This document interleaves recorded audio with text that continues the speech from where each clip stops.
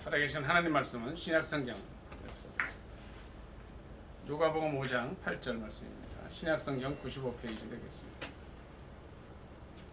누가복음 5장 8절 되겠습니다. 다 찾으신 줄 알고 합독하겠습니다. 시작. 시몬 베드로가 이를 보고 예수의 무릎 아래에 엎드려 이르되 주여 나를 떠나소서 나는 죄인이로소이다 하니 아멘. 한 절 더 찾습니다. 사도행전 9장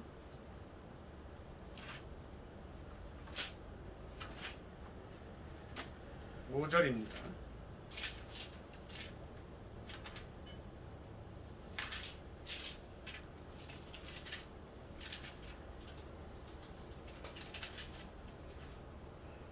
사도행전 9장 5절 신약성경 201페이지 다 찾으신 줄 알고 합독하겠습니다. 시작.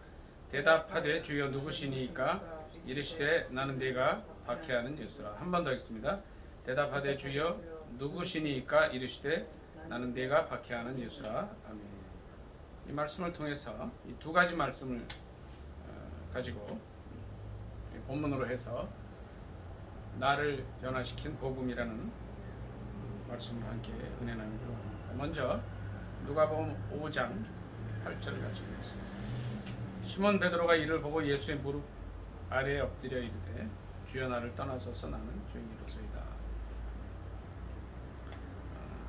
이 장면은 바로 예수님의 수제자였던 시몬 베드로가 예수님을 만나는 장면입니다.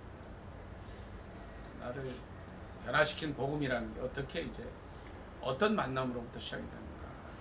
아까 같이 읽은 사도행전 9장 5절 말씀에도 사울이, 그러니까 우리는 이제 이 사울을 나중에 바울이라고 부르게 되는데 사도 바울이 아직 사울이었을 때에 예수님을 만나는 장면입니다.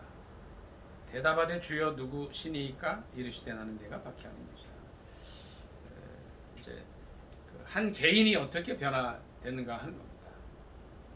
별로 별 볼 일 없이 살던 갈릴리 바닷가의 어부 베드로가 예수님을 만나고 또 고집장이 정말 누구의 말도 듣지 않는 사울이라는 청년이 예수 만나서 정말 예수님 다음에 아주 위대한 사람, 그러니까 예수님 말고 가장 예수님 닮은 사람이 누구냐면 이제 사도 바울을 뽑습니다. 그가 아직 사울이었을 때 예수 그리스도를 만나는 장면이 바로 오늘 누가복음 5장 8절과 사도행전 9장 5절의 말씀입니다. 이분들이 어떻게 예수님을 만나서 복음을 접하고 이들이 변화됩니까 하는 겁니다. 사도 베드로 또 사도 바울, 사도 베드로를 먼저 말씀을 드리면 무지랭이 어부에서 정말 학식 없고 아무것도 배우지 못하고 나서부터 바닷가에서 자라면서 부모로부터 배운 것이 고기 잡는 거였고 밤낮으로 고기를 잡고 이날도 누가복음 5장 1절부터 몇 절 같이 보도록 하겠습니다. 1절부터 5절까지 한번 같이 읽겠습니다. 누가복음 5장 1절로 5절입니다. 시작. 무리가 몰려와서 하나님의 말씀을 들을새 예수는 게네사렛 호숫가에 서서 호숫가에 배 두 척이 있는 것을 보시니 어부들은 배에서 나와서 그물을 씻는지라. 예수께서 한 배에 오르시니 그 배는 시몬의 배라. 육지에서 조금 떼기를 청하시고 앉으사 배에서 무리를 가르치시더니 말씀을 마치시고 시몬에게 이르시되 깊은 데로 가서 그물을 내려 고기를 잡으라. 시몬이 대답하여 이르되 선생님 우리들이 밤이 새도록 수고하였으되 잡은 것이 없지만은 말씀에 의지하여 내가 그물을 내리리다 하고 그랬습니다. 이 시몬 베드로가 예수님을 만나는 장면이 바로 이 장면입니다. 누가복음 5장 5절에 보면 시몬 베드로의 대답입니다. 밤새 고기를 잡았어요. 이 시몬은 이때가 예수님보다 더 나이가 많았는지 적었는지는 몰라요. 비슷할 때였다는 생각이 들어요. 그런 것 같아요. 좀 역사적인 고정을 해보면. 그런데 이 시몬 베드로가 밤새도록 고기를 잡았어요. 그런데 이 베드로는 뭐냐면 딸코 다른 사람이에요. 고기 잡는 일에. 그래서 고기는 밤에 얕은 물가에서 잡아야 많이 잡힌다는 것을 알고 있던 사람이에요. 왜 그러냐면 이 플랑크톤이 이 물가에 많기 때문에 그쪽에 많이 몰린단 말이에요. 그래서 밤새 고기를 잡았지만 5절에 보니까 실패했어요. 인생에 실패한 이 시몬 베드로를 예수님이 만나주신 거예요. 아무것도 없을 때에 만나주신 거예요. 빈손일 때 만나주신 거예요. 근데 이 대화 속에는 어떤 대화가 있냐면 이제 시몬 베드로의 속마음을 제가 잠깐 이제 얘기를 해드리려고 해요. 선생님이 말씀 전하는 데는 도사일 수 있고 전문가이지만 고기 잡는 거는 제가 전문가입니다. 내가 밤새 고기를 던져서 물고기를 못 잡았어요. 실패했는데 선생님이 아무리 뛰어난 분이라 해도 고기를 잡을 수는 없다고 저는 봅니다. 그런데 선생님을 보니까 목사님 같으시고 탁월한 분 같으시고 그 말씀을 제가 옆에서 내 배에 타시겠다고 해서 제 배에 타시겠다고 잠깐 말씀을 들었는데 많은 사람들이 보고 있으니까 말씀에 의지해서 이제 이런 뜻이에요. 고기가 안 잡힐 게 분명하지만 이제 한번 해보겠습니다. 이러고 가서 그런데 6절에 보니까 6절을 다 같이 읽습니다. 시작. 그렇게 하니 고기를 잡은 것이 심이 많아 그물이 찢어지는지라. 7절도요. 이에 다른 배에 있는 동무들에게 손짓하여 와서 도와달라 하니 그들이 와서 두 배의 채움에 잠기게 되었더라. 아멘.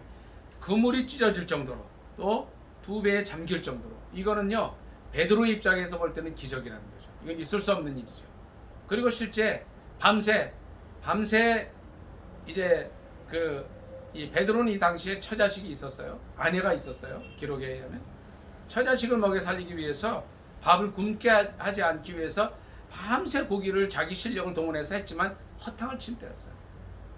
그런데 깊은 데로 가서 고기를 잡으려고 하는 예수님의 말씀을 들었을 때 4절에 보니까 깊은 데로 가서 그물을 내려 고기를 잡으라고. 말도 안 되는 소리였지만 말씀에 의지해서 가서 던졌을 때 기적이 일어난 거예요. 우리는 이게 기적인지 아닌지 몰라요.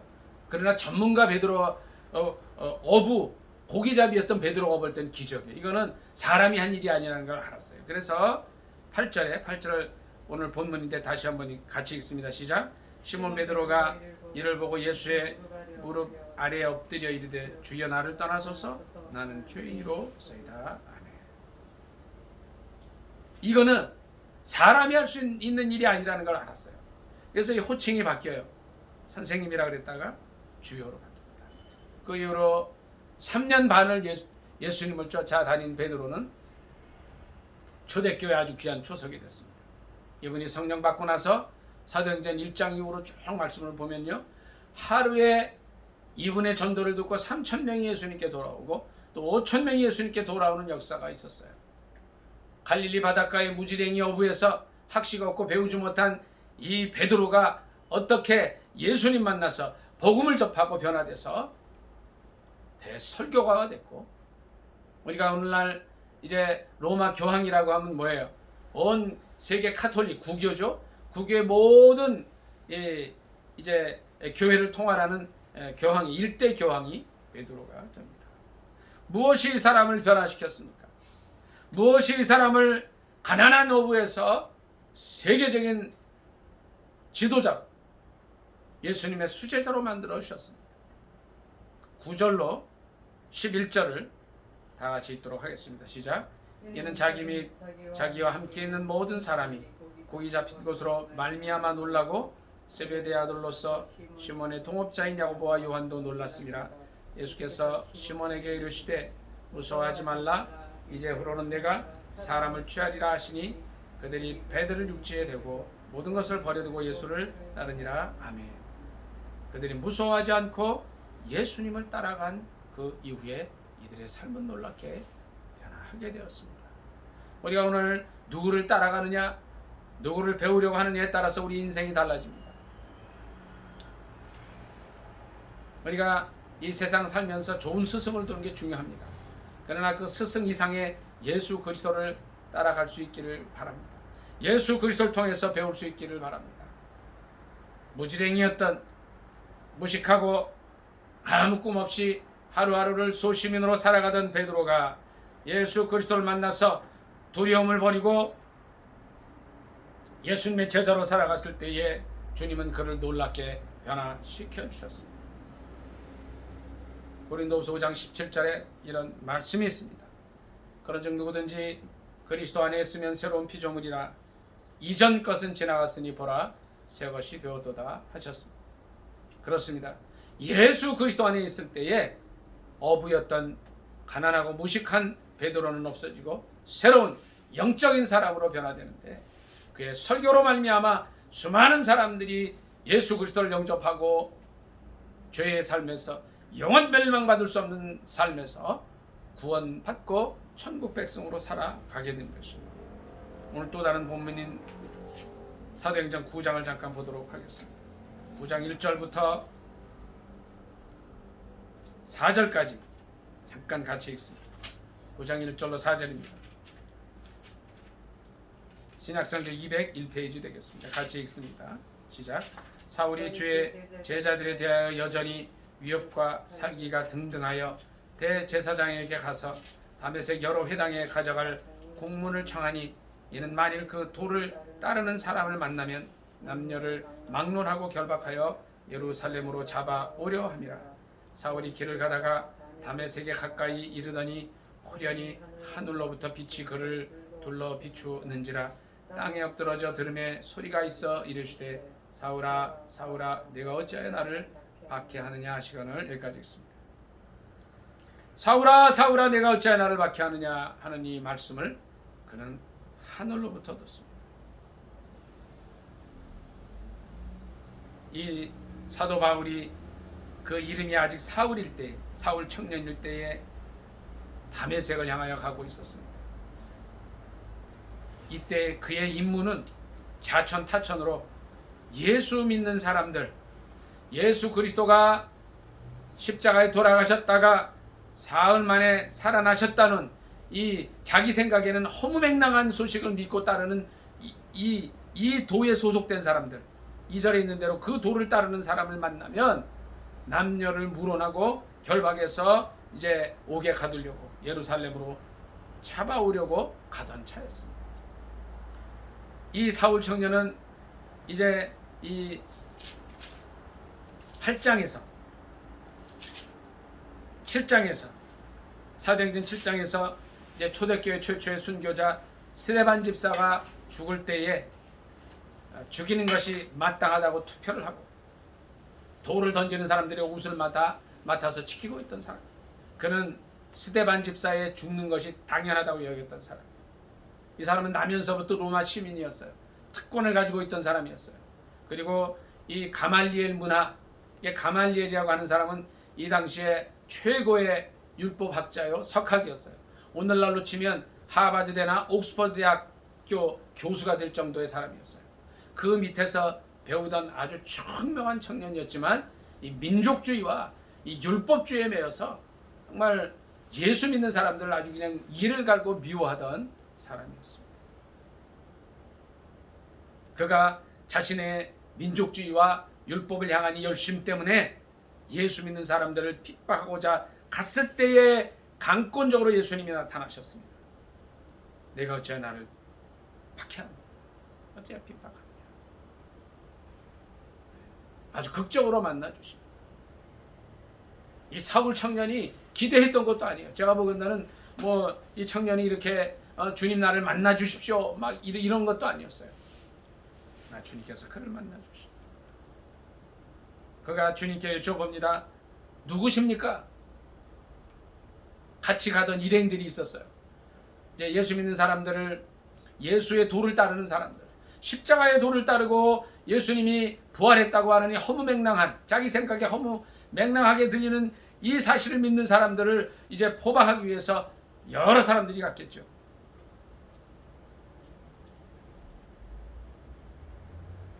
아무도 하늘로부터 나는 소리를 듣지 못했습니다. 7절에 보니까 같이 가던 사람들은 소리만 듣고 아무도 보지 못하여 말을 못하고 서 있더라 그랬어요.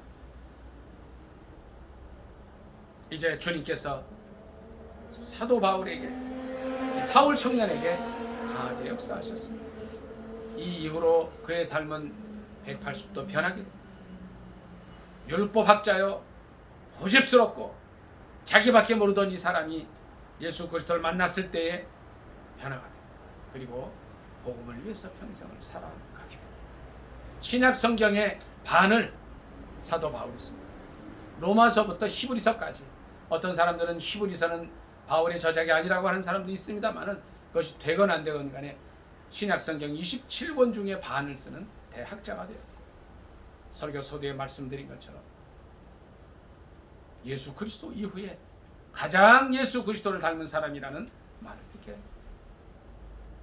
자, 예수 그리스도를 만난 사람들, 놀랍게 복음을 접한 사람들이 사도 베드로처럼 가난한 어부, 무식하고 소시민적인 어부의 삶에서 놀라운 변화된 삶, 세계적인 영적인 리더로 살게 됩니다. 가말리엘 문화의 소심한 율법학자, 고집센 사도 바울이, 고집센 청년 사울이 예수 그리스도를 다메섹 도상에서 만난 이후에 변화가 됩니다. 조금 전에 제가 말씀드렸던 것처럼 고린도후서 5장 17절 말씀, 그런즉 누구든지 그리스도 안에 있으면 새로운 피조물이 되는 이런 역사가 바울과 베드로를 통해서, 시몬을 통해서, 사울을 통해서 일어나게 된 것입니다. 저는 여러분들에게 말씀드리고 싶은 게 있습니다. 여러분들이 지금 어떠한 처지에 있는 것이 중요하지 않습니다.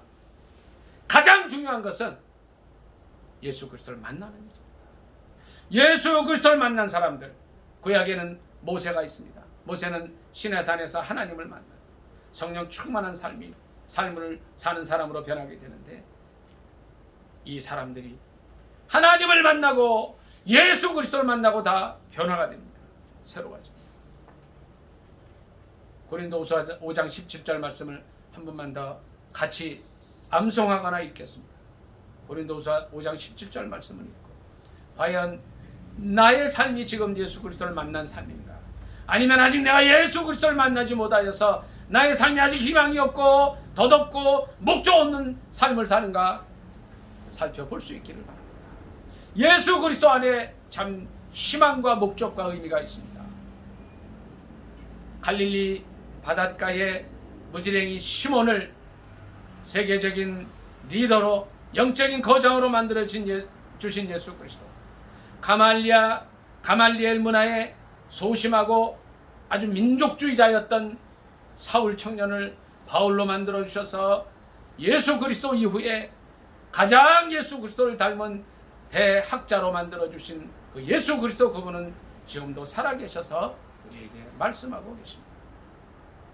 그런즉 누구든지 그리스도 안에 있으면 새로운 피조물이라, 이전 것은 지나갔으니 보라 새 것이 되었도다 하셨습니다.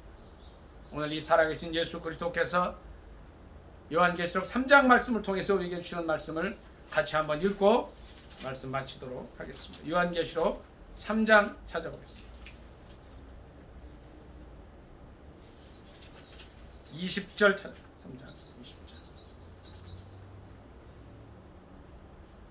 요한계시록 3장 21절, 402페이지 되겠습니다. 다 같이 읽고 말씀 마치겠습니다. 시작. 볼지어다 내가 문 밖에 서서 두드리노니 누구든지 내 음성을 듣고 문을 열면 내가 그에게로 들어가 그로 더불어 먹고 그는 나로 더불어 먹으리라. 아멘. 예수 그리스도를 영접해서 베드로처럼, 사도 바울처럼 놀라운 변화의 삶을 사는 저와 여러분이 되시기를 예수님의 이름으로 축복합니다. 아멘. 다 같이 말씀 생각하면서 1분만 기도하겠습니다.